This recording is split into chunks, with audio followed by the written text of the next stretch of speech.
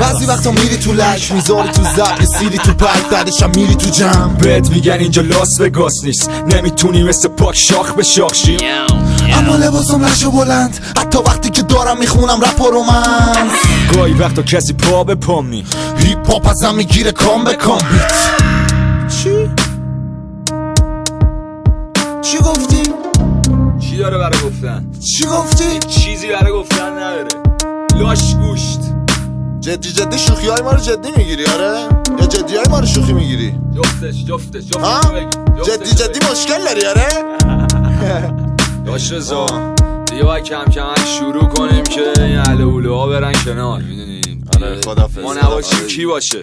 کی باشه؟ رد کارت مسخره. یه دقیقه واسه گوشیم زنگ. الو جان.